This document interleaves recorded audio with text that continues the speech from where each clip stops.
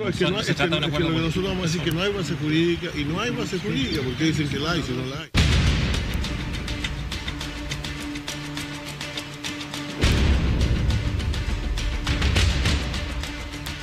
Con claridad y contundencia, la existencia de una obligación del Estado chileno de negociar de buena fe una solución al centenario enclaustramiento geográfico de Bolivia.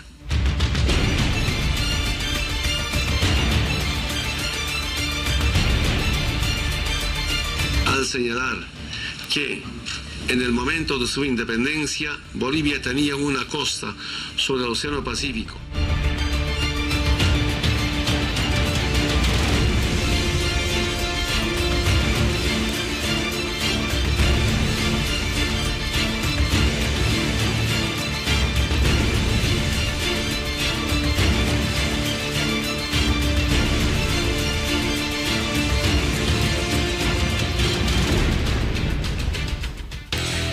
Segunda jornada de los alegatos bolivianos en el Tribunal Internacional de La Haya. Segunda jornada en la que este tema sigue siendo la información más importante para nuestro país y desde luego de una gran resonancia en Chile. Hoy se han conocido ampliaciones y profundizaciones de los argumentos bolivianos que apuntan a una tesis que ha sido mantenida durante los últimos meses y los últimos años. Chile, en innumerables oportunidades, se ha comprometido a otorgar o a considerar por lo menos una salida útil, soberana y propia al Océano Pacífico, compromisos que hasta el momento ha incumplido. Vamos a revisar a través de las siguientes imágenes, que son las imágenes del día, los hechos que formaron parte de esta jornada en La Haya.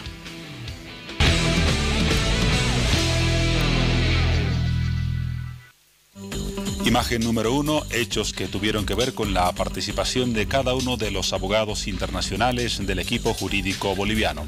En pantalla vemos, por ejemplo, a Antonio Remiro Brotons, uno de los jueces de la parte boliviana que hizo argumentaciones históricas sobre nuestro derecho para acceder al Océano Pacífico. Personaje e imagen número 2. Ami Sander, también del equipo internacional jurídico de Bolivia, profundizó detalles sobre las causas que fundamentan la demanda boliviana que fue presentada hace ya años en La Haya y que está en su etapa final. Payau Acahuán, otro de los integrantes de la Comisión Boliviana o del equipo jurídico, que también apuntó a reforzar los argumentos históricos que sustentan la demanda boliviana en La Haya. Y el cuarto juez en las participaciones más importantes, o no es juez en realidad, abogado, Matías Forteu, de la parte boliviana, que también en su exposición, ven ustedes una fotografía de ella, hizo argumentaciones para fortalecer la tesis boliviana respecto a los compromisos chilenos durante más de 100 años. Y por último, la imagen que quizás resume la jornada, la delegación boliviana en su integridad, el presidente del Estado, ministros de Estado, parte del equipo jurídico boliviano, los invitados especiales, finalizando la segunda jornada de los alegatos bolivianos. La mayor parte de ellos comenzarán a retornar al país a partir de mañana, de acuerdo a la información oficial, así que será esta la imagen que quede para el recuerdo de una presencia de unidad, de solidaridad y de causa común con la demanda marítima boliviana, más allá de las discrepancias políticas, en La Haya, Holanda.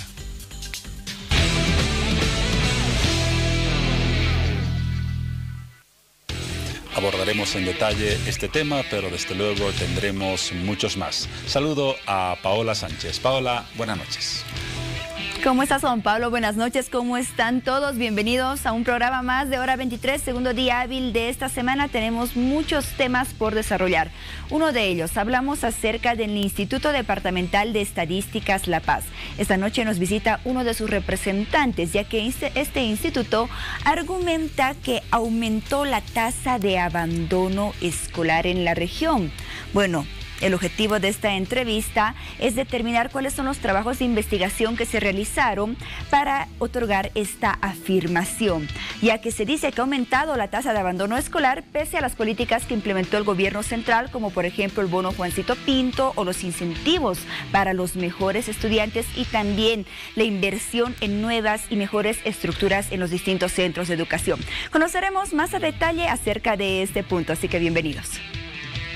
Otro tema que causó algo de impacto en la Asamblea Legislativa fue la propuesta de un diputado nacional para crear y aprobar una ley que imponga una sanción de hasta 20 años de cárcel para funcionarios bancarios que cometan algún tipo de irregularidad.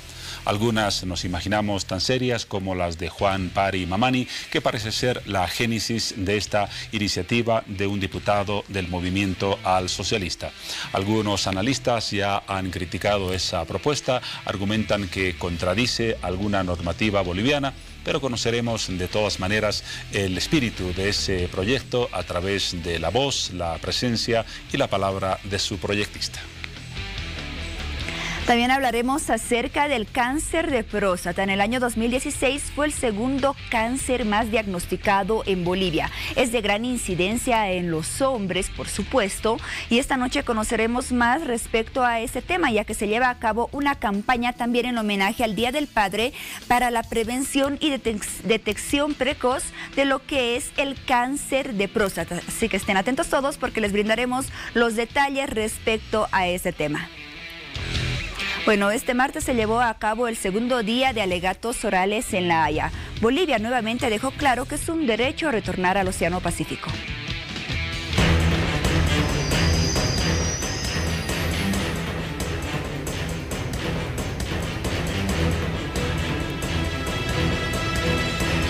Este martes, Bolivia cerró su primera ronda de alegatos orales en el Palacio de la Paz de la Corte Internacional de Justicia de La Haya, tras 2 jornadas en las que expuso los argumentos que sustentan la obligación que tiene Chile para cumplir con sus reiterados compromisos de entablar una negociación que resuelva la demanda marítima. El mensaje de Chile a Bolivia fue construido en torno a lo que podría ser un doble pilar. Por otro lado, al igual que el día lunes, se pudo observar a la población y autoridades de gobierno en inmediaciones de la Plaza Murillo, dando su apoyo a la reivindicación marítima desde nuestro país.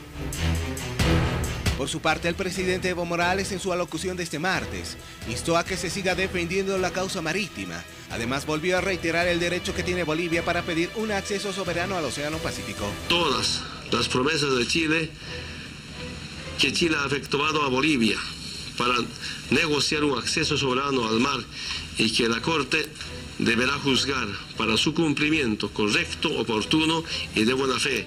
La resolución expuesta por Bolivia marca 11 puntos que refuta las últimas declaraciones de Chile y donde abre totalmente la posibilidad de una negociación entre ambos países. Primero, existe una controversia o disputa pendiente entre Bolivia y Chile sobre el acceso soberano de Bolivia al mar. Segundo, en medio pacífico de solución es la negociación.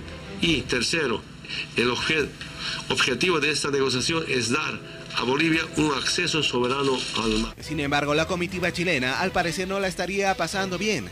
Así lo reflejan las preguntas de los medios de comunicación internacional. Escuche la respuesta de una de las autoridades chilenas. Acaban de decir que Chile está nervioso.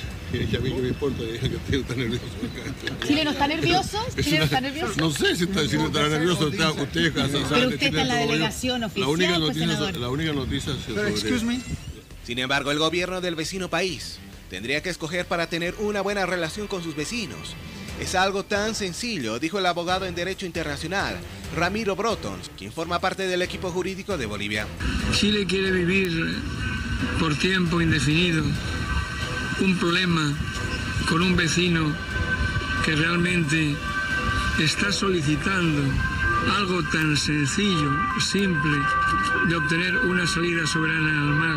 Chile tiene que escoger la buena vecindad o la mala vecindad. Todos los documentos y acercamientos diplomáticos entre ambos países, hoy en disputa, serían una prueba de que Chile, en varias ocasiones, propuso una salida soberana al mar para Bolivia. Recordemos algunos de estos casos diplomáticos. El acta protocolizada en 1920 del diplomático chileno acreditado en La Paz, Emilio Bello Codexido, que acepta buscar un acuerdo para que Bolivia obtenga una salida al mar. Asumidos por Chile tienen el mismo objetivo o, en palabras de Chile, se refieren a la misma cuestión, es decir, negociar un acceso soberano al mar. El memorando del secretario de Estado de Estados Unidos, Frank Kellogg, de 1926, que pidió a Perú y Chile ceder a Bolivia derechos disputados en las provincias de Tacna y Arica, lo cual fue aceptado por el canciller chileno Jorge Mate.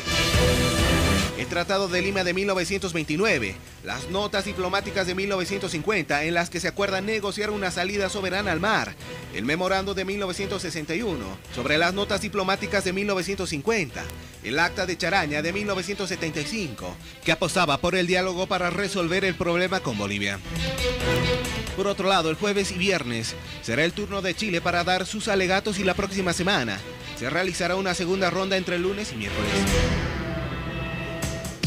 Bueno, después de este informe relacionado a los alegatos orales en La Haya, es el momento de darles la bienvenida a su espacio de las redes sociales. Como todas las noches, su participación es sumamente importante para nosotros. Y las publicaciones del programa ya se encuentran disponibles en nuestra página de Facebook, Hora 23. Son las siguientes.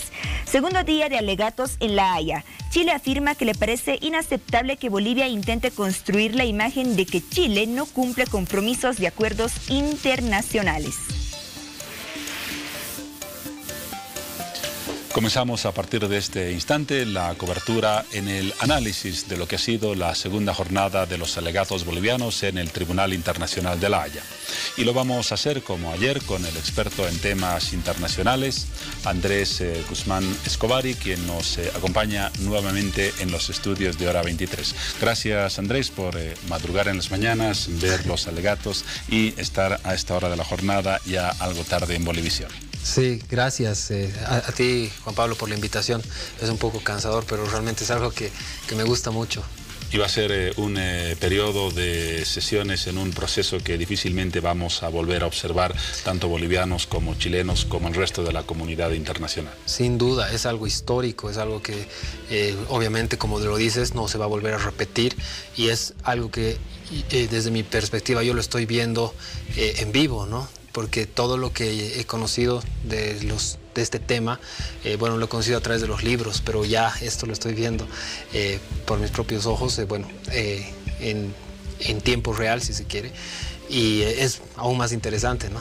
Además, para un historiador como tú, tiene un doble valor el hecho de ser testigo de estos alegatos, y por lo tanto valdrá la pena el amanecer y el anochecer tan temprano o tan tarde. Sí, sin duda que sí. Muy bien, vamos ahora al análisis de lo que nos ha dejado la jornada de hoy. Ayer comentábamos en este mismo set que el enfoque de la argumentación boliviana a través de los abogados del equipo jurídico internacional no dejó de sustentar los principios de la demanda, pero incidió principalmente en la participación de Rodríguez Belcé en un enfoque emotivo, quizás para sensibilizar a los jueces y al público internacional. Ese matiz cambió respecto a hoy, donde hemos escuchado argumentaciones más vinculadas a los ejes conceptuales que ha manejado la delegación boliviana. Sí. Claramente hoy ha sido más jurídica la explicación, se ha vinculado más los hechos a la parte jurídica, pero también se ha repetido, ¿no?, un poco el tema histórico. Se ha ido nuevamente a incidir en estos momentos en los que Chile de alguna manera se ha comprometido o ha prometido resolver el problema mediante una negociación. En otras palabras, los abogados bolivianos han repetido los argumentos, pero los han explicado de otra forma, ¿no?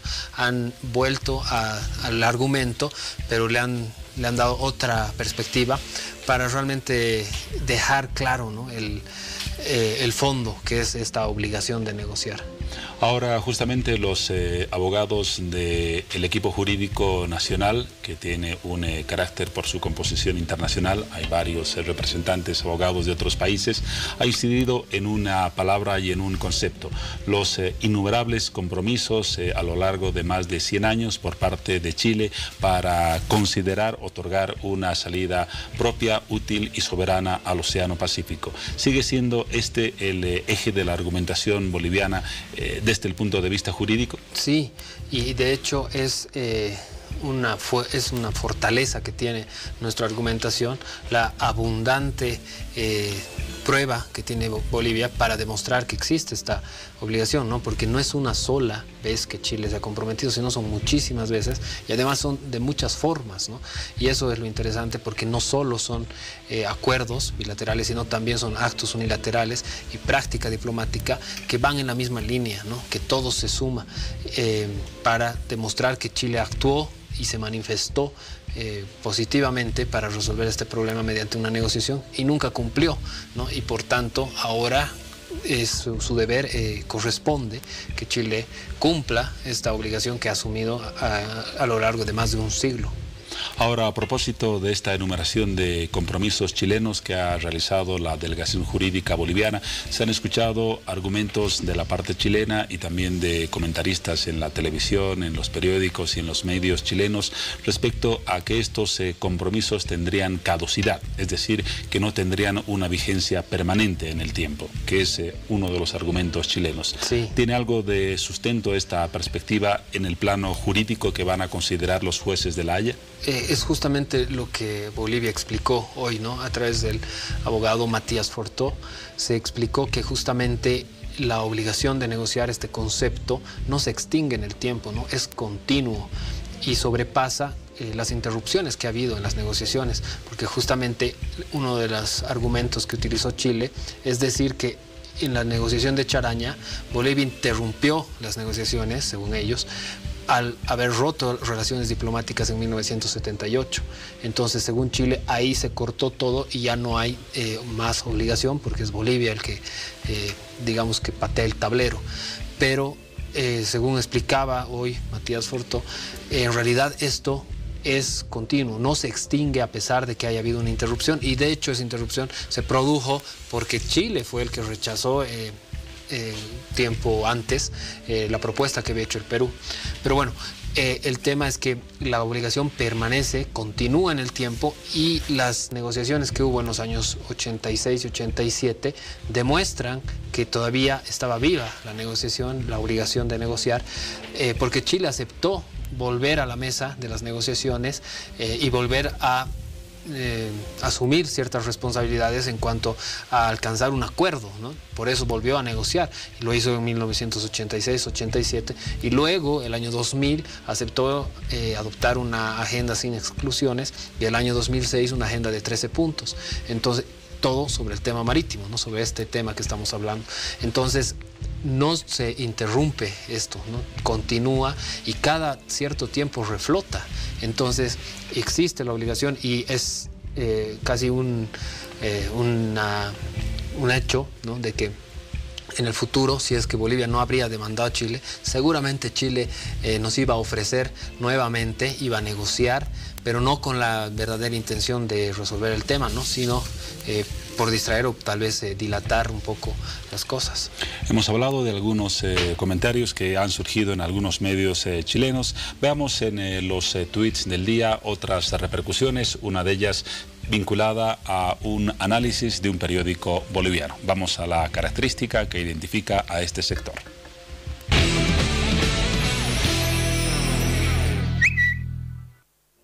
En los tweets del día destacamos, por ejemplo, uno de El Deber, el periódico de Santa Cruz, que dice: el senador chileno Jorge Pizarro, en declaración a CNN Chile, sostuvo que no se cierra a la posibilidad de realizar un intercambio territorial con soberanía, siempre que no signifique una imposición de nadie sobre nadie. La palabra de un senador chileno rescatada en ese tuit de El Deber.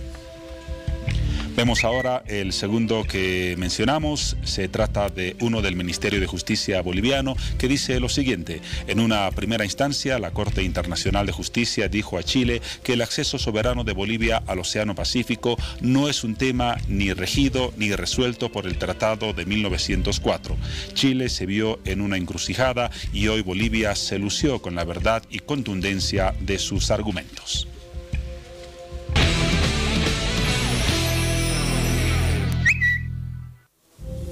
Andrés, a propósito de lo que mencionaba el senador chileno Jorge Pizarro a la cadena CNN, quizás sea evidente que en ese país vecino se ha roto un poco la unidad que había respecto a la política marítima y a las acciones respecto a Bolivia, reiterando la palabra, porque ya se comienza a hablar incluso no solo de posiciones diferentes que antes tenían un tono unísono, sino de posibles arreglos que están todavía en una etapa distante. Sí, de hecho siempre ha habido voces que apoyan a Bolivia dentro de Chile, ¿no? Y siempre han habido estas posturas un poco más conciliadoras, más comprensivas con la causa boliviana. Y ahora que hay una presión fuerte, porque han sido 2 días duros en los que Bolivia ha acusado a Chile de haber incumplido sus promesas y sus compromisos, entonces es un tanto natural, ¿no? que los chilenos ya ante esa presión empiezan a pensar, bueno, ya resolvamos, empezaremos a pensar cómo, ¿no? Y es una postura que se suma, esto de ofrecer un canje, a la otra que ya hizo el otro senador chileno, Guillier, y además un candidato que también habló de esto, ¿no? Meo. Y bueno, cada cierto tiempo salen, ¿no? Estas posturas, manifestaciones que efectivamente van en contra de la línea oficial, pero que muestran que hay una cierta apertura, pero también la hay en la línea oficial, porque hemos visto que el canciller de Chile, y lo ha dicho también el presidente de Chile, es que según ellos Chile siempre ha estado dispuesto a dialogar, ¿no? Ahora, cuando el mismo gobierno de Piñera no estaba dispuesto a dialogar en el 2010. Pero bueno, ahora según ellos siempre han estado dispuestos a dialogar, y esto muestra que hay una cierta apertura, ¿no? Cierta manera de entender lo que va a venir, para también un poco contener el impacto de lo que puede ser una derrota, ¿no? Bueno, nosotros siempre hemos estado dispuestos a negociar o a dialogar, y vamos a dialogar, entre comillas, con Bolivia, lo que se necesite. No estamos dispuestos a escuchar y tenemos una política comprensiva, ¿no? Cuando sabemos que no ha sido así, pero digo, ¿no? Así es una forma de prepararse para lo que puede ser un fallo desfavorable a sus intereses. E incluso un psicólogo podría decir, ni tú ni yo somos de esa especialidad, que parece estar instalándose en el subconsciente chileno la necesidad abierta de un arreglo con una salida soberana al Océano Pacífico. ¿Podría interpretarlo alguien de esa profesión así? Claro, sí, sin duda. Eso es así, y de hecho yo comentaba estos temas con un psicólogo, de verdad, y él me decía, además, todo este periodo tan tenso que ha habido, en lo que hemos visto muchos ataques y una agresividad en los discursos, genera cierto hastío, ¿no? De parte de los chilenos, porque ya dicen, ya basta, ¿no? Ya no, bueno, obviamente no es quizás la mayoría la que piensa así, pero en ciertos ámbitos hay eso, ¿no? De pensar, no queremos que esto vuelva a ocurrir, ¿no? Entonces, bueno, nos entenderemos nomás, evitaremos que esto suceda nuevamente y resolvamos. Ahora también llamó la atención, aparte de los alegatos y de la fundamentación jurídica boliviana, las declaraciones de uno de los abogados del equipo internacional boliviano, el español Ramiro Brotons, quien dijo que Chile debería tener presidentes como González Videla, un presidente de los años 40 con una postura favorable a una solución a la demanda marítima boliviana, pero con un peso político a sus espaldas complicado. Fue el que proscribió al Partido Comunista, el que rompió relaciones con la Unión Soviética y los países del bloque oriental, y el que incluso obligó en los hechos a que Pablo Neruda abandone Chile por la persecución contra militantes del Partido Comunista. ¿Ha sido una buena referencia o ha sido un gafe de nuestro equipo? Bueno, desde el punto de vista de la ideología de izquierda quizás no ha sido lo mejor, pero efectivamente, bueno, González Videla estuvo gobernando en un tiempo de Guerra Fría, que obviamente era muy diferente a lo que vivimos hoy, y había pues que definirse, ¿no? De un lado o del otro, y bueno, tuvo una postura muy clara en ese sentido González Videla, y respecto al tema con Bolivia, fue muy comprensivo, efectivamente, y llevó adelante las negociaciones de 1950 e hizo ciertas declaraciones que hoy día son la base de nuestra demanda, ¿no? Que están ahí como parte de los actos unilaterales de Chile. Entonces, bueno, si tuviésemos a un González Videla enfrente, sin duda que la cosa sería diferente, ¿no? Y bueno, Brotons alzó la voz y un poco se molestó por la impertinencia de los Esa es una buena definición sobre los periodistas chilenos. Sí, sí, porque si uno ve el video, efectivamente lo acosan, ¿no? Y lo atosigan con sus preguntas y además, bueno, de una manera un tanto maleducada, yo diría. Entonces, bueno, Broton reacciona airadamente, pero bueno, creo que también correspondía un poco alzar la voz en ese momento. Y en política o legislación internacional me imagino que los compromisos de los estados o de los presidentes son los válidos independientemente de la posición política interna que tengan. Claramente, de hecho eso es lo que estamos reclamando. Las manifestaciones que hacen presidentes, cancilleres o representantes autorizados generan efectos jurídicos, ¿no? Y es eso lo que Bolivia está reclamando hoy, porque hay muchísimas manifestaciones y vaya que las hay, lo han demostrado nuestros abogados, en ese sentido, ¿no? En esa línea en la que Chile manifiesta que es importante, que es necesario resolver este problema a través de una negociación. Por último, dos preguntas más, Andrés. La primera, ha habido una etapa de crispación entre Bolivia y Chile como era natural, aunque quizás más de lo esperado en estos 2 días. Mañana hay una jornada de receso y luego comienzan 2 jornadas con la argumentación chilena. ¿Qué podemos esperar de la posición chilena más allá de lo que se ha dicho estos días a través de sus portavoces y de sus representantes diplomáticos? Bueno, va a ser también duro. Chile también va a atacar y va a exagerar un poco la cosa, como ya ha ocurrido en la fase preliminar, ¿no? Aduciendo que Bolivia está tratando de modificar el Tratado de 1904 y de sembrar una inestabilidad en el derecho internacional con estas cosas. Pero bueno, hay que estar preparados, esto es así. Y bueno, más que nada Chile va a tener que explicar, ¿no? Va a tener que realmente rebatir lo que se ha dicho, y en eso también están en una posición un tanto incómoda, porque cuando uno tiene que explicar, tiene que decir por qué ha actuado de una cierta forma, naturalmente que no está en una posición de comodidad o de confort, si se quiere. Entonces es un poco duro, y parece que bueno, van a insistir en lo que es el Tratado de 1904, como te decía ayer, y eso me parece un tanto equivocado, una postura que no nos va a llevar a nada, ¿no? Porque decir eso, utilizar ese argumento de que el tratado ha resuelto todo, ya ha sido descartado. La Corte ya ha dicho que la demanda no se basa en el Tratado de 1904, el objeto de la demanda no tiene que ver con el tratado. Entonces, insistir en eso me parece que los va a llevar a un nuevo fracaso.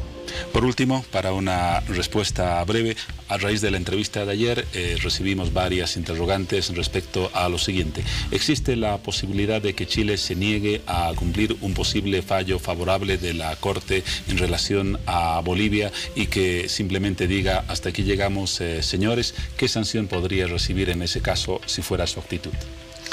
Bueno, todo es posible, ¿no? Todo puede ocurrir y Chile podría negarse a cumplir el fallo, pero la verdad que yo dudo que eso ocurra, porque Chile tiene una postura y un discurso legalista muy marcado, ¿no? Es su política exterior decir que nosotros somos respetuosos de los tratados y que cumplimos el derecho internacional, ¿no? Hemos escuchado muchísimas veces, y que los tratados son intangibles, ¿no? Entonces es un discurso ya totalmente interiorizado en la médula de la diplomacia chilena, que difícilmente lo van a poder traicionar, ¿no? Porque si deciden no cumplir un fallo de la Corte Internacional de Justicia, obviamente que se desmarcan y contradicen todo ese discurso. ¿Y la normativa internacional impone alguna posibilidad de sanción a un país que incumpla una norma? Bueno, efectivamente Bolivia puede volver a recurrir a la Corte si es que hubiese un incumplimiento, ¿no? Para hacerlo notar, y en último caso tal vez también recurrir al Consejo de Seguridad, ¿no? Que es el encargado de velar por el cumplimiento de los fallos de la Corte. La Carta de las Naciones Unidas establece que todos los fallos de la Corte son obligatorios para los Estados miembros, ¿no? Y el Consejo de Seguridad es el encargado de velar por el cumplimiento. Y efectivamente el Consejo de Seguridad puede tomar medidas sancionatorias contra los estados que incumplan, ¿no? Pero bueno, eso no ha ocurrido nunca, entonces difícilmente vamos a llegar a tanto, ¿no? Digo, el Consejo de Seguridad, pero sin duda que habrían consecuencias jurídicas, ¿no? En el incumplimiento de un fallo, y eso por lo menos se puede llevar a la Corte nuevamente. Las disposiciones y los caminos están entonces ahí y abiertos. Muchas gracias a Andrés Guzmán Escobari por habernos acompañado por segundo día consecutivo. Ahora sí podrá dormir tranquilo y mañana no madrugar, ya que hay jornada de receso en La Haya. Así es. Gracias, Juan Pablo. Un gusto estar acá. Y estaremos atentos a los alegatos chilenos los días jueves y viernes. Hasta una próxima oportunidad, Andrés. Gracias. Así estaré. Nos vamos ahora, a propósito del tema que tratamos, a nuestro sector de evocaciones marítimas antes del corte de este sector. La Guerra del Pacífico, el conflicto que marcó la historia de Bolivia, donde el mar nos fue arrebatado, perdura en el tiempo.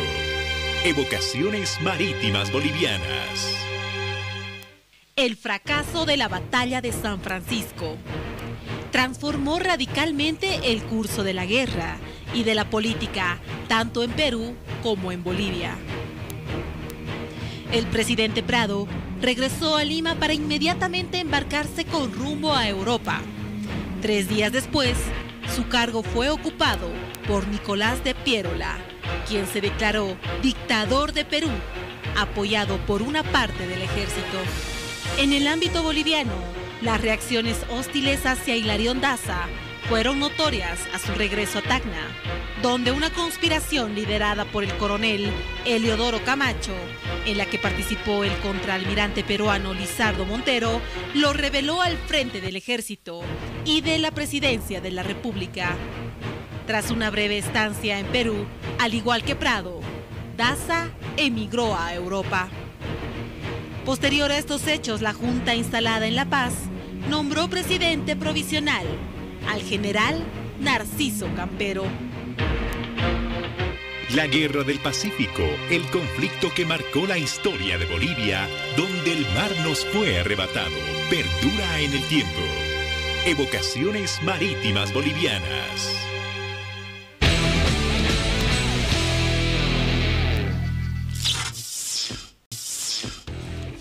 Estamos en un nuevo sector de información en hora 23 y nos vamos a ocupar de un asunto de interés para los departamentos de Cochabamba y Chuquisaca, pero en general para todo el país, porque se trata de la administración de la renta petrolera y de recursos que son importantes para las actividades administrativas y en general de ambos departamentos y del país en su conjunto.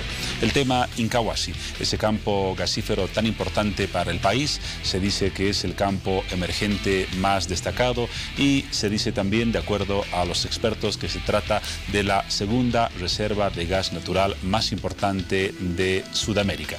Ese campo hoy está en producción, pero los recursos que genera no son entregados ni a Chuquisaca ni a Santa Cruz, porque el Tribunal Constitucional puso un compás de espera para determinar sobre qué territorio está asentado ese campo gasífero, y en base a la determinación que surja posteriormente se decidirá si, como en principio el 100% de los recursos corresponden a Santa Cruz, o existe un porcentaje que debe dividirse entre Santa Cruz y el departamento de Chuquisaca.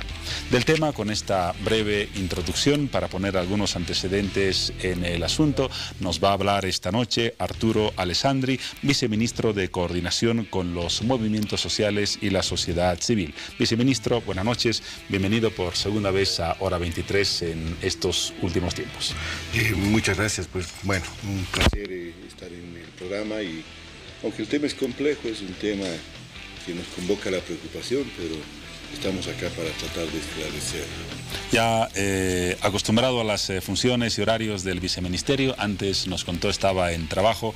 En el viceministerio actual me imagino que hay mayor movimiento y más trabajo que hacer.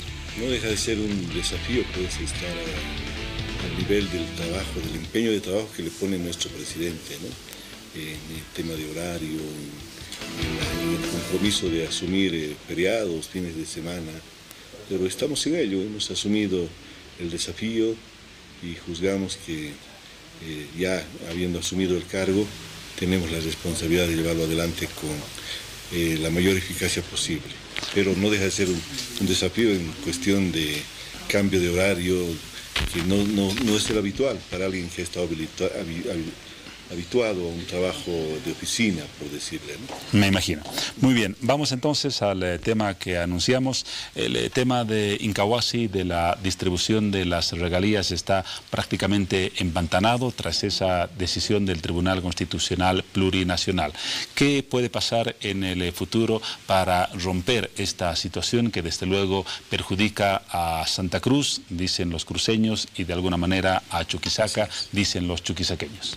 Yo quisiera permitirme dividir en dos el problema, ¿no? Para poder tener una comprensión real.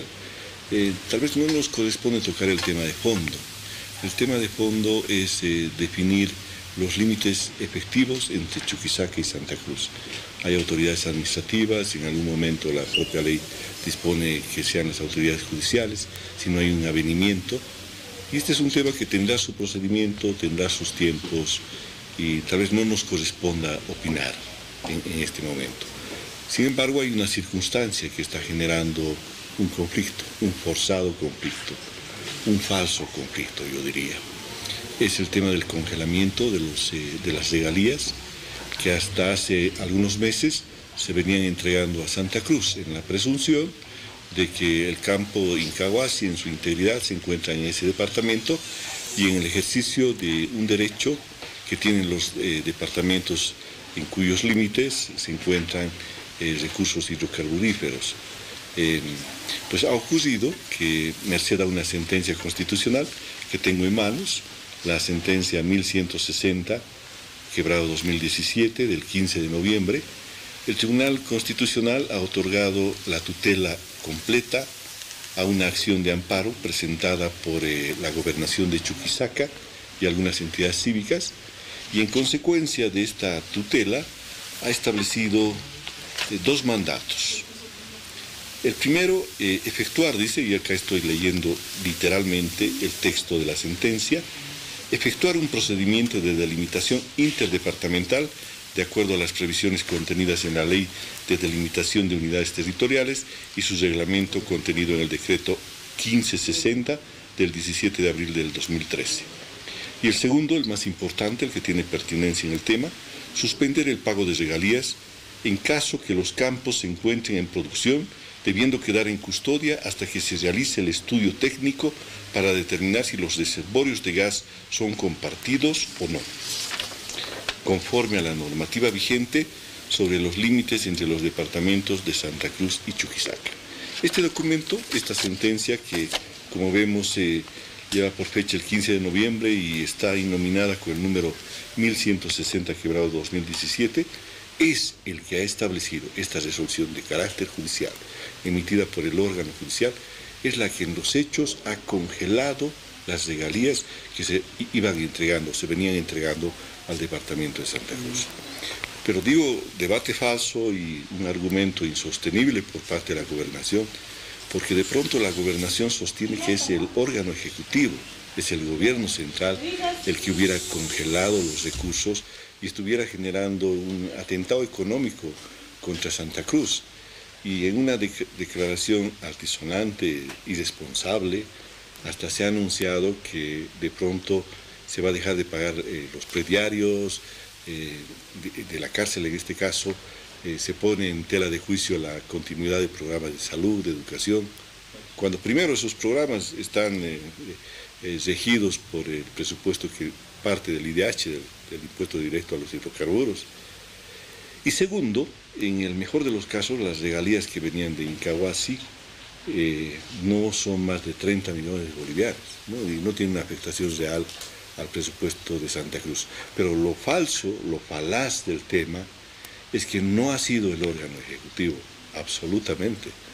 Es más, no podríamos hacerlo. Si vemos el ordenamiento legal, en el ordenamiento legal una ley está muy por encima de un instrumento administrativo como es una resolución ministerial. En este tema hay un punto, viceministro, que es observado por las autoridades y representantes cruceños. Se dice que en agosto del 2016 un estudio técnico de una consultora canadiense estableció que el reservorio estaba en el 100% del territorio cruceño. Chuquisaca no aceptó el informe y luego hubo un compromiso de yacimientos para realizar a partir del 8 de marzo del 2017 en 30 días un nuevo estudio que defina la pertenencia del campo a uno u otro departamento. Este segundo estudio no se realizó, llegó el fallo del Tribunal Constitucional y estamos donde estamos. Allí no hubo un incumplimiento del órgano ejecutivo vía yacimientos para realizar ese segundo estudio. No, a ver, si vamos en orden cronológico, los límites entre Chuquisaca y Santa Cruz fueron establecidos por dos leyes, la de 1896 y la de 1910, ¿no? Estas leyes, dada su antigüedad, pueden tener alguna imprecisión en los datos geográficos. Merced a estos elementos, que existen o no lo sabemos, le corresponde esa valoración al Tribunal Constitucional y también le corresponderá a la instancia administrativa que conozca el tema. Le han servido a Chuquisaca para cuestionar en esta acción de amparo que los límites estén realmente establecidos, ¿no? Y lo que le ha dicho Chuquisaca al Tribunal Constitucional es que hay necesidad de establecer nuevos límites, pero no solamente hacerlo con la pertinencia técnica, sino hacerlo en el marco de la Ley de Delimitación de Unidades Territoriales, que es una ley, una norma del año 2013. Su decreto supremo reglamentario es del 17 de abril del mismo año, ¿no? Argumentos más, argumentos menos. Hace unos días una diputada cruceña argumentaba que la gobernación de Santa Cruz no fue responsable al presentar los descargos ante el Tribunal Constitucional, que solo lo hizo en 2 hojas.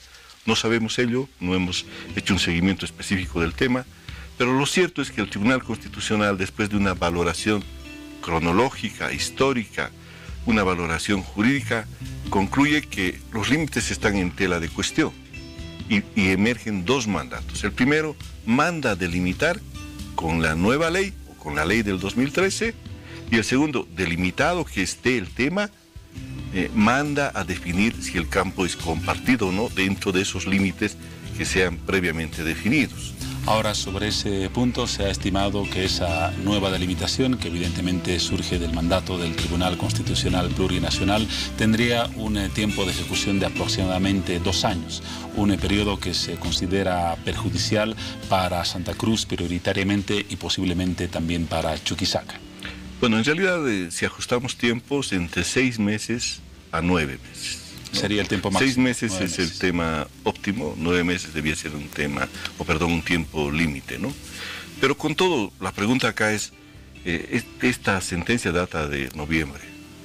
¿Por qué a finales de noviembre, comienzos de diciembre, la gobernación de Santa Cruz no inicia los trámites pertinentes que le permitan cumplir con ambos mandatos de la sentencia constitucional? O si es el caso, si realmente existe situaciones que están en cuestión y que de alguna manera pueden generar un margen de duda o un margen de no aplicación de esta sentencia constitucional, ¿por qué no se activan por parte de Santa Cruz esos mecanismos, ¿no? Inclusive, si es un tema, una afectación presupuestaria, ¿por qué no se ven algunas alternativas que eventualmente saben quiénes son administradores de las entidades subnacionales, que en la promesa de que algunos recursos puedan llegar en un tiempo X, se puede apelar a algún financiamiento que de pronto le hagan cubrir situaciones emergentes? Pero bueno, las ideas no hemos de dárselas nosotros, debieran nacer de quienes administran la gobernación de Santa Cruz. Pero lo que vemos estos meses es una inacción absoluta y de pronto en un tema que tiene vinculación, pero no tiene ninguna relación con el congelamiento de las regalías. El Ministerio de la Presidencia deja sin efecto una resolución ministerial y salta la gobernación de Santa Cruz aduciendo que es esa resolución ministerial la que congela recursos, la que congela regalías para Santa Cruz. Y este es un argumento no solo mentiroso, insostenible, absolutamente. Se le está mintiendo a la población de Santa Cruz, se le está mintiendo al país. Y eso nos lleva inequívocamente a concluir de que acá hay una base política, hay una intencionalidad política en este tema, que de pronto, más allá de lo falaz, intenta generar una desazón, una desesperanza en la población cuando se anuncia que se está poniendo en tela de continuidad el sistema de salud o se está poniendo en tela de continuidad el prediario para los presos, y hay unas complicadas condiciones que tienen las cárceles, y especialmente la cárcel de Palmasola en Santa Cruz. Ahora, haciendo un ejercicio de sumas y restas, no deja de tener cierta lógica y sustento el argumento de las autoridades cruceñas, que dicen lo siguiente: el campo Incahuasi generaba 30 millones de bolivianos para el departamento, el presupuesto anual de la gobernación es de 70 millones, si dejamos de contar con 30 millones nos cercenan el 40% de nuestro presupuesto, y sin esa cantidad resulta difícil cumplir con ciertas obligaciones. Allí hay cierta lógica. A ver, veamos esta tabla que yo le pido, por favor, si podemos mostrarla también en cámaras. Claro que sí, se va a acercar la cámara. Son las transferencias y regalías desde el año 2016 al 2018. Y bueno, no son datos del Ministerio de la Presidencia, son datos de Economía, validados obviamente por la Gobernación de Santa Cruz. Antes quisiera que veamos esta, que viene siendo la fluctuación del precio del barril de petróleo, y cómo ellos han determinado también una fluctuación, si se quiere, en los ingresos, en las transferencias de las que goza efectivamente la Gobernación de Santa Cruz. ¿Los datos que le mencioné son correctos en montos? Sí, 30 millones menos sobre un presupuesto de 70 millones de bolivianos. Indudablemente que no, y eso vamos a verlo enseguida. Mire, en el año 2016, las transferencias y regalías totales al gobierno autónomo departamental de Santa Cruz son 646 millones. El año 2017 existe un incremento del 46% y alcanzamos 947. Por estas fluctuaciones que vemos en la tabla anterior, se previene este año una baja de 947 a 852. Pero si usted ve la relación, es mucho menor a 100 millones de bolivianos, es menor a es algo más del 10%, pero de ninguna manera es 40% sostenido por la Gobernación de Santa Cruz. Lo que ha pasado, el cálculo sería inferior a los 30 millones que estima la Gobernación. Indudablemente que sí, recursos, pero sin llegar a sus cajas. El tema es que acá no solamente se está considerando el tema de las regalías, la afectación real deviene de la fluctuación de los precios de petróleo. Los precios del barril de petróleo y por tanto del gas tienden a estabilizarse, pero no están todavía en un nivel óptimo, como quisiéramos, ¿no? Ha habido alguna subida en el año 2017, y si bien no hay una caída ni una situación de emergencia actualmente, pero también la tendencia no es de una alza permanente. Entonces la afectación al gobierno autónomo departamental de Santa Cruz no es la manifestada. Nos parecen argumentos que lo que quieren generar es una actitud de sensacionalismo periodístico, quieren justificar un recorte en programas sociales, pero peor que eso, quieren generar un falso enfrentamiento entre el gobierno departamental de Santa Cruz y el gobierno central, aduciendo que hubiera un estrangulamiento, y aquí cito literalmente a los administradores. Una asfixia económica. Una asfixia económica, de tal manera que sobre pretexto de este tema, hasta uno asume que el próximo paso es generar incertidumbre y movilización ciudadana.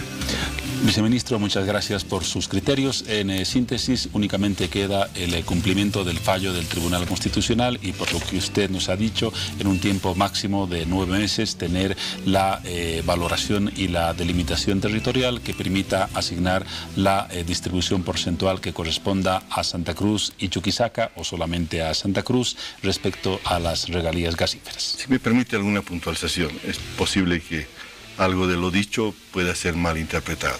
La primera afirmación, que la decimos de manera categórica, respetuosa pero categórica, es que el órgano ejecutivo del Estado no tiene que ver en absoluto con el congelamiento de las regalías. Esa es una decisión de carácter judicial.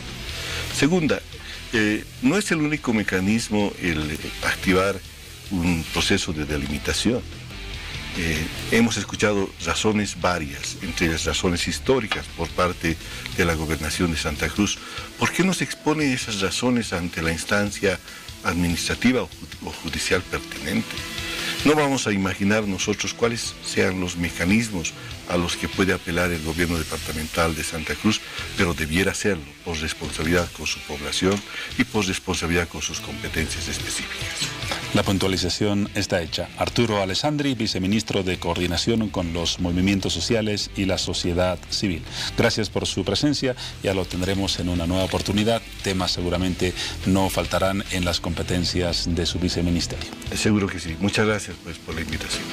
Será hasta pronto. Nosotros, entre tanto, nos vamos a un corte en Hora 23.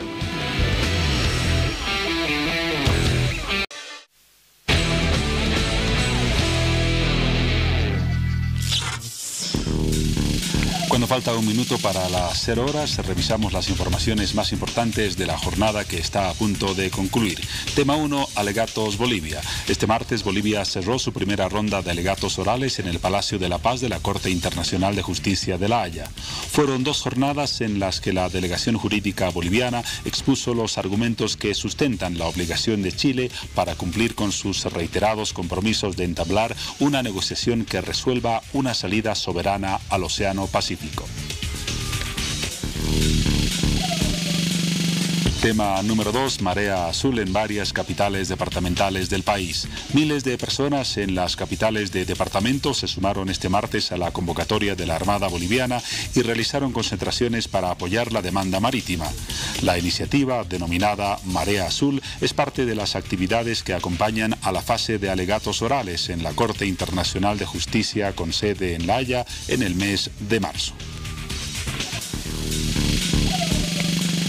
Tema número 3, juicio a Goni en Estados Unidos. El expresidente Gonzalo Sánchez de Lozada, que compareció este martes por primera vez desde que salió del país en octubre de 2003 ante la justicia, no fue interpelado por sus acusadores, ya que estos renunciaron a ese derecho. La ex autoridad mostró al menos 13 cartas que fueron enviadas a organizaciones del Alto para negociar y explicó que esos encuentros o no se realizaron o no tuvieron buenos resultados. La comparecencia del expresidente duró 2 horas, la mitad del tiempo que demandó la declaración de su exministro Carlos Sánchez Berzaín.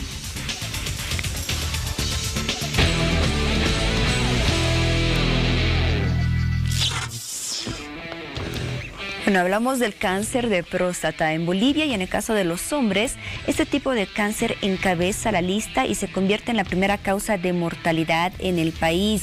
La primera causa de mortalidad en todos los varones. Es por ello que el Instituto Nacional de Medicina Nuclear lanza una campaña desde el 15 de este mes que tiene el objetivo de prevenir y además diagnosticar de forma temprana el cáncer de próstata. Esta campaña fue lanzada en este mes como un homenaje para el Día del Padre y es momento de conocer más acerca de esta actividad. Para ello damos la bienvenida a la doctora Diana Gutiérrez, directora del Instituto Nacional de Medicina Nuclear, dependiente de la Gobernación de La Paz. Doctora, bienvenida a Hora 23. Muchas gracias, buenas noches Paola, buenas noches a todos, muy feliz de poder estar nuevamente en la casa de Bolivisión para poder indicarles a todas las familias. Esta campaña no es solamente para los varones, porque nosotros entendemos de que el núcleo familiar siempre está compuesto por personas que nosotros queremos, a nuestros esposos, a nuestros hermanos, a nuestros papás y los queremos sanos. Como un homenaje al Día del Padre nosotros buscamos prevenir. El Instituto de Medicina Nuclear se caracteriza por prevenir muchas enfermedades y en cuanto a lo que se refiere al antígeno prostático específico, es una proteína que nosotros podemos detectarla en sangre. Es un estudio... En unos minutos nos va a explicar más acerca de ello, porque tenemos un invitado más por presentar, que también nos va a orientar respecto a este tema. Es el doctor Marcelo Castro Inchausti, cirujano urólogo. Doctor, bienvenido. Qué gusto. Gracias, Paola. Bueno, ahora sí, continuamos hablando de esta campaña tan importante acerca del cáncer de próstata. Usted nos decía. Sí, nosotros habíamos visto de que es muy importante poder prevenir ese tipo de enfermedades, porque a partir de que se descubre de que este marcador tumoral es capaz de poder diagnosticar más casos de cáncer de próstata y poder diagnosticarlos más precozmente, es que podemos garantizar a las personas que van a tener un mejor tratamiento y van a tener una mejor sobrevida. Por ello, nosotros venimos haciendo la tercera campaña en cuanto se refiere al cáncer prostático, y para eso hemos invitado a un neurólogo de renombre para que nos acompañe en cuanto al diagnóstico, porque el cáncer de próstata no solamente se diagnostica mediante esta pruebita de sangre. Este solo es uno de los pasos. Los siguientes pasos van a ser un tacto rectal, una ecografía prostática, para poder tener el diagnóstico definido. Muy bien, doctor Inchausti, vamos a hablar acerca del cáncer de próstata. ¿Con qué frecuencia afecta a los varones y qué tan agresivo es este cáncer? Bueno, gracias por la invitación, Paulita. El cáncer de próstata es una de las neoplasias más frecuentes en la consulta de urología que tenemos diariamente, ¿no es cierto? Mencionabas que es una enfermedad multifactorial, está condicionada por factores raciales, genéticos y también ambientales. En cuanto a los factores raciales, es más predominante en la raza negra. En los factores ambientales, la radiación ultravioleta predispone a la formación de esta neoplasia, ¿no? Y en los factores dietéticos, el consumo de comidas demasiado grasosas. Es por eso que en esta enfermedad nosotros seguimos ciertos protocolos de diagnóstico y también solicitamos los exámenes correspondientes a determinadas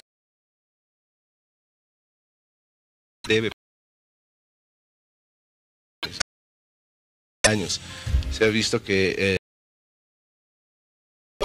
este estudio debe hacérselo en personas mayores de 40 años. Los 45 es una edad ideal para hacer un primer control. Y a los 40 años en personas que tengan un antecedente familiar, ¿no? Que el padre haya tenido cáncer de próstata, entonces la descendencia, el hijo, tiene más probabilidades de padecer este mal. Todos los hombres que se realicen estas pruebas o estos exámenes lo deben hacer sin presentar ningún síntoma, ninguna molestia previa, o sea, no se debe esperar a ello. Exactamente. A partir de los 40 años es el momento indicado, así no tenga ninguna molestia. 45 años es la edad ideal. Como bien decías, la gente va a consultar cuando tiene síntomas, cuando tiene molestias, pero cuando el paciente tiene la información adecuada, entonces y está enterado de que existe esta prueba que puede orientarnos a llegar a un diagnóstico de cáncer de próstata, pues debe acudir a las campañas que se realizan, ya sea en los seguros o en la parte privada. Muy bien, esta prueba se va a realizar justamente en la campaña que lleva a cabo el Instituto Nacional de Medicina Nuclear. Doctora, los pacientes que acudan a la campaña, ¿qué requisitos deben presentar? ¿Cómo deben ir preparados para realizarse esta prueba? Bueno, necesitamos que el paciente que va a venir a medicina nuclear sea una persona que sea varón, mayor de 40 años de edad, que 2 días antes no haya tenido alguna manipulación de la glándula prostática, puede ser algún estudio que le hayan hecho de tacto rectal o una relación sexual que haya tenido, personas que no estén cursando una infección urinaria, de preferencia, a partir de las 7 de la mañana hasta las 12 del mediodía, no importa que esa persona haya desayunado. No es necesario que el estudio se haga en ayunas, una sola muestra de sangre. Nosotros además le vamos a pedir otros datos adicionales a ese paciente. ¿Si está consumiendo algún tipo de medicamentos, por ejemplo, esto puede influir en los resultados o no? No, generalmente no tenemos ningún tipo de problemas porque vamos a medir la cantidad de una proteína. Y el costo del estudio para nosotros cuesta 100 bolivianos. Pero por el mes de la campaña se va a cobrar solamente 50 bolivianos. ¿Pero qué incluyen estos 50 bolivianos? De que si este paciente tiene un resultado anómalo, que está elevado, nosotros le vamos a hacer un otro estudio adicional que se denomina PSA libre, completamente gratuito. Porque entendemos de que el objetivo de la campaña es poder llegar al diagnóstico exacto de este paciente. Posteriormente estos pacientes se van a evaluar de acuerdo a los rangos que tenemos, aquellos que tengan una mayor probabilidad de poder tener ese tipo de patología van a ser referidos al doctor Marcelo Castro para la valoración por urología. Muy bien, y esta valoración que se den a aquellos pacientes ya con los resultados elevados, ¿también van a realizarse con algún descuento especial con esta campaña? Sí, en realidad todo el estudio estaría llegando a costar 150 bolivianos. Vale, muy bien. Sí. Es un regalo para muchas familias porque tenemos que llegar a todos esos lugares donde no se acostumbra ir al médico. Es algo muy propio nuestro no tener que ir al médico, pero esto queremos nosotros estandarizarlo a que se haga una vez por año. Por eso vamos todos los años intentando hacer más accesible la medicina a todos los hogares. Muy bien, doctor Castro, ¿cuán importante es la detección precoz, el diagnóstico temprano en el tratamiento o el pronóstico del cáncer de próstata? ¿Y cuándo un cáncer de próstata es reversible y cuándo ya no? Es sumamente importante hacer un diagnóstico precoz. Para eso nos valemos del antígeno prostático específico que nos orienta. Si bien no nos da un diagnóstico como tal, nosotros nos orientamos en base a este estudio para poder complementar con otros, ¿no? Entonces es importante realizar la detección precoz para garantizarle una sobrevida al paciente, ¿no? Cuando el cáncer está confinado a la próstata, cuando no ha salido de la cápsula prostática, tiene alta probabilidad de curarse. También depende mucho del grado histológico que tenga, o sea, la diferenciación de las células, ¿no? Si son muy agresivas, medianamente agresivas o poco agresivas. Eso nos orienta en el pronóstico vital del paciente, ¿no? Para ello ya tenemos otros estudios como las biopsias de próstata, ¿no? Muy bien, hay algunos pacientes que ya llegan a la consulta con ciertos síntomas o signos de alerta. ¿Y cuáles vendrían a ser estos? Generalmente los pacientes que vemos en la consulta acuden por la patología benigna, ¿no? Que es la que da sintomatología, porque el cáncer en sí no da ningún síntoma. Acuden por el crecimiento que es normal, ¿no? El crecimiento prostático que nos sucede a todos los hombres a partir de cierta edad, ¿no? Entonces va aumentando de tamaño la glándula prostática y produce síntomas, ¿no? Como la disminución del calibre, la fuerza del chorro miccional, algunos presentan sangrado al orinar, se despiertan a orinar varias veces en la noche. Entonces con esas molestias van y consultan y casualmente se puede detectar ahí la presencia de un cáncer, ¿no? Porque uno generalmente tenemos la costumbre de no acudir a chequeo solamente cuando tenemos algún tipo de molestias, ¿no? Entonces es importante que la población tome conciencia en eso y se haga un examen anual. Muy bien, aparte de estas dos pruebas de sangre que mencionaba la doctora y que se llevarán a cabo en la campaña, cuando ya se sospecha de un cáncer de próstata con los resultados de estas pruebas, ¿qué otros exámenes se tendrían que llevar a cabo?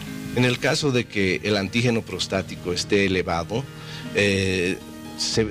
está indicado hacer una biopsia de próstata, que es un estudio mediante el cual se toma una pequeña porción del tejido prostático mediante una punción con aguja a través de una guía ecográfica, y esa muestra se le envía al profesional patólogo para que determine si se trata de un cáncer o no y en qué grado de malignidad tiene.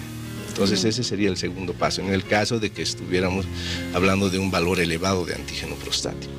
Bien, ¿alrededor de cuántos pacientes esperan que puedan beneficiarse con esta campaña, doctora? Que resaltamos, no es la primera vez que se lleva a cabo, sino es en la tercera ocasión que se hace la campaña de cáncer de próstata, y además se llevará a cabo otra en el mes de noviembre. Bueno, comentarte, Paola, que el primer año nosotros llegamos a más de 600 pacientes atendidos de forma completamente gratuita. El segundo año sobrepasamos los 500 pacientes, pero ya no solamente en ciudades, porque nos fuimos al área rural también. Y para este año, en esta pequeña campaña, en esta corta campaña, nosotros esperamos atender al menos a 200 personas, porque tenemos el apoyo de una de las empresas que nos provee del material. En Telequi esta empresa está colaborando a que nosotros podamos llegar. Pero si es que sobrepasamos este número, tenemos la capacidad de poder alcanzar hasta 500 pacientes en un día, lo hemos hecho. Así que las puertas abiertas del Instituto de Medicina Nuclear, que está en Miraflores, al lado del Hospital del Niño. Para aquellos que no se logren ubicar, también está en nuestra página de Facebook, nuestra página web, y tenemos un WhatsApp que es el 682-122-59 para cualquier duda o consulta. Muy bien, perfecto. Doctor Castro, el tratamiento en el caso de que ya se confirme un diagnóstico de cáncer de próstata, ¿cuál es? Evidentemente, cuando nosotros diagnosticamos el cáncer de próstata y está en un estadio inicial, el paciente se puede beneficiar de varios tratamientos, ¿no? Desde una cirugía radical de próstata en la cual se extirpa, si vale el término, toda la glándula, las vesículas seminales, y el paciente puede beneficiarse de una curación. Existen otros métodos también, la braquiterapia, la radioterapia, el tratamiento antiandrogénico, pero todo en función al grado de extensión de la enfermedad. ¿Es posible de que este cáncer de próstata pueda volver, pueda aparecer? Sí, existe la probabilidad de que se produzca una recidiva de la enfermedad. Por eso es que después del tratamiento el paciente es seguido por el especialista, el oncólogo, por los siguientes 6 meses, al año, cada 2 años, cada 5 años, para hacer un seguimiento y controlar si es que hay una recidiva y hacer una segunda maniobra, ¿no? Para darle una mejor calidad de vida al paciente. Muy bien, doctor Castro, le pedimos las recomendaciones finales para todos los varones que nos ven en este momento y que pueden acudir a la campaña. Hacerles una invitación a que todas las personas que han visto que están viendo este programa acudan al Instituto Nacional de Medicina Nuclear a hacerse este examen, que es muy beneficioso, es muy útil y para dar tranquilidad a su familia. Gracias. Muy bien, doctora, lo mismo para usted, poder recalcar esta invitación a todos los hombres que nos ven en este momento para que puedan dirigirse hasta la campaña.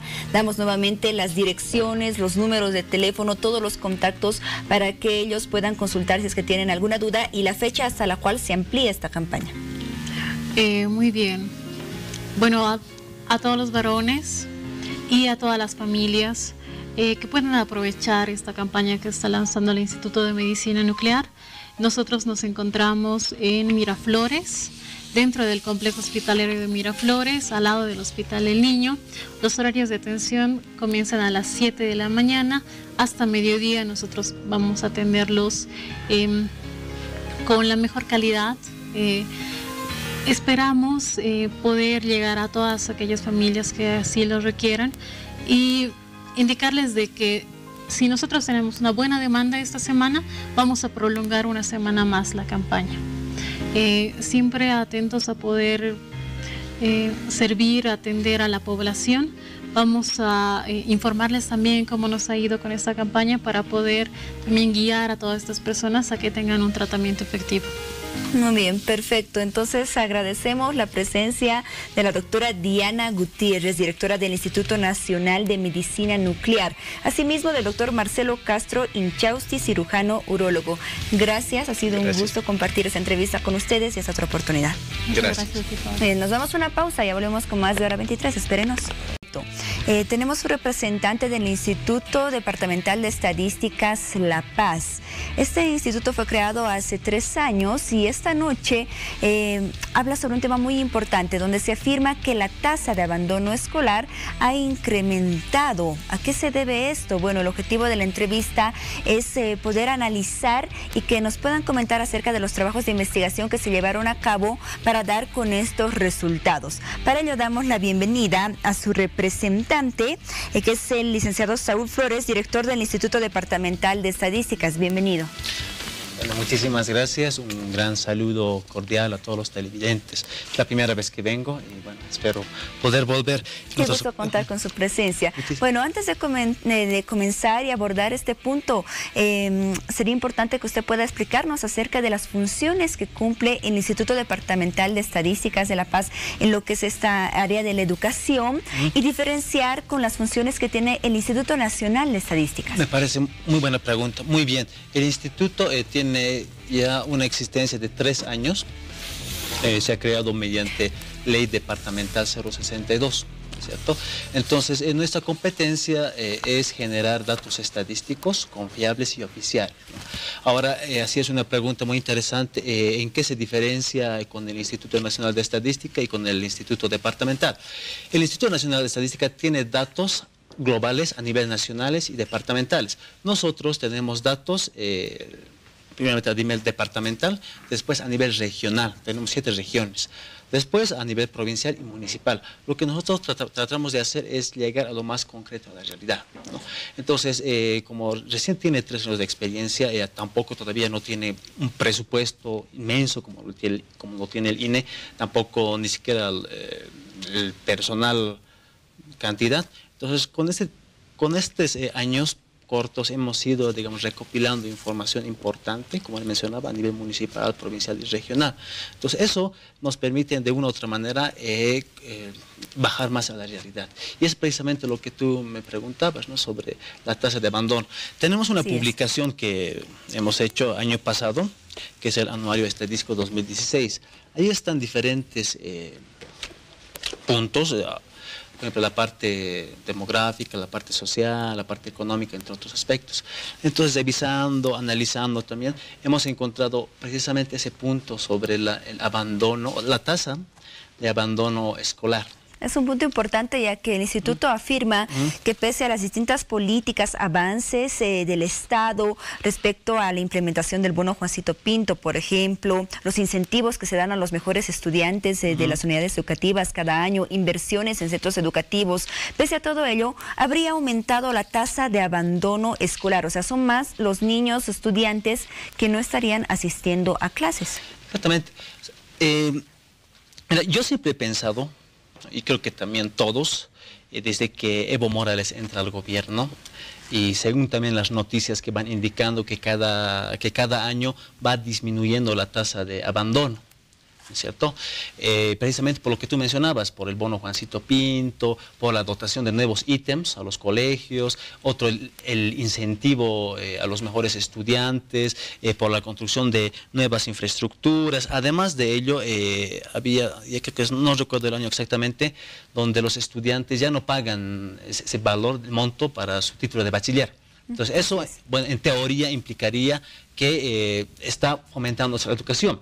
Pero sin embargo nosotros hemos hallado este dato, que también es del Ministerio de Educación, bien interesante, que en los últimos 5 años, desde 2015, ha ido aumentando la tasa de abandono.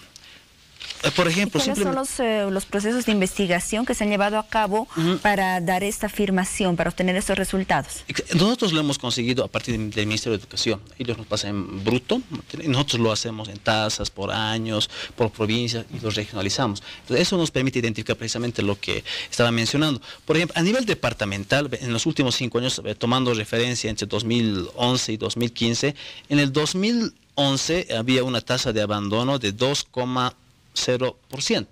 Y en el 2015, 2,80%. Bueno, a nivel departamental, bueno, hay un crecimiento, pero en los municipios se va notando más claramente la tasa de abandono escolar. Simplemente voy a mencionarlo muy brevemente en algunos municipios bien críticos.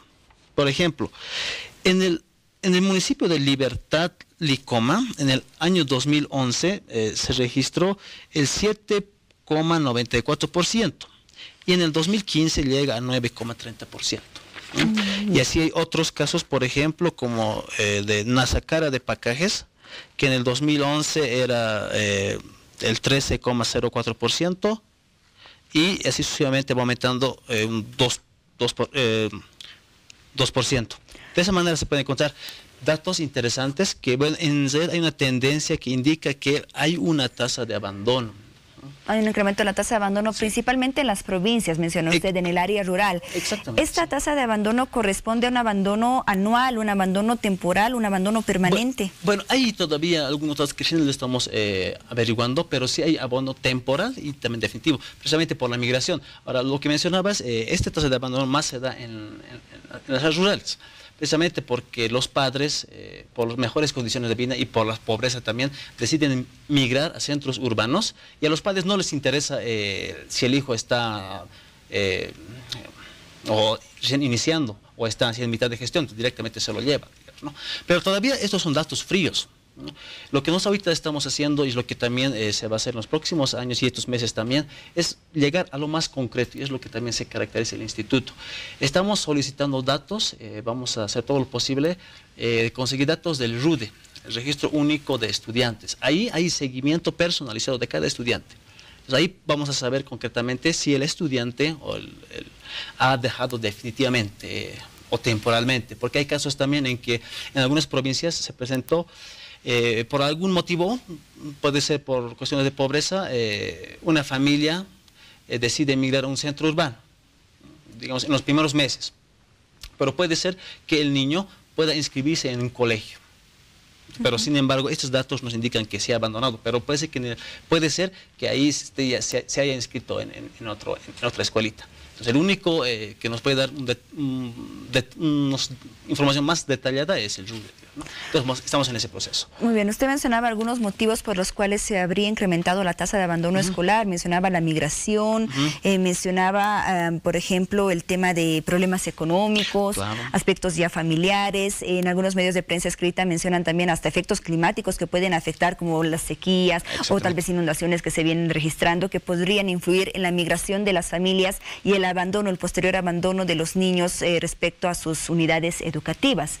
Respecto al trabajo de investigación que ha realizado, los resultados que obtienen, ¿cuál es el análisis que tiene ahora el Instituto Departamental de Estadísticas de La Paz para mejorar esta situación y que vaya más bien disminuyendo esa tasa de abandono escolar? Bueno, la gobernación hace apoyo a la educación más en centros tecnológicos, institutos tecnológicos, ¿no? Con infraestructura y equipamiento. Pero bueno, hablando sobre esto, digo, muy crítico, y nosotros hemos llegado a la conclusión de que el problema de la educación no es simplemente dando bonos. Yo creo que 200, no sé cuánto es el bono exactamente, es 200 bolivianos, un poco más, creo que es. Lo que beneficia alrededor de más de 2 millones de estudiantes. Exactamente. Entonces, eso, 200 bolivianos anualmente no soluciona pues el problema estructural de la educación, ¿no? Entonces nosotros creemos que la educación es un problema más de fondo, es un problema más de estructural, que no se va a solucionar con las políticas que está manejando el gobierno. Bueno, ¿cuáles serían las soluciones entonces que plantean? Claro, primeramente es que se tenga datos, ¿no?, verídicos, lo más concretos posibles, para poder hacer buenas políticas públicas. Eso es lo que nosotros también estamos haciendo, porque como mencionaba, el INE tiene datos generales a nivel global. Nosotros queremos llegar a los casos concretos, a nivel de municipios, a nivel de sectores, a nivel de regiones, y así plantear unas políticas sociales coherentes, digamos, ¿no? Y no al momento y al calor del discurso, ¿no?, como ha ido haciendo el gobierno actual, ¿no? Muy bien, seguramente se trabajarán en esas políticas ya con los datos que faltan para complementar. Exactamente, no estamos en eso. Lo que vamos a hacer en los posteriores. Muy bien, agradecemos la presencia entonces del licenciado Saúl Flores, director del Instituto Departamental de Estadísticas de La Paz. Gracias por la información que nos brindó esta noche y hasta otra oportunidad. Muchísimas gracias.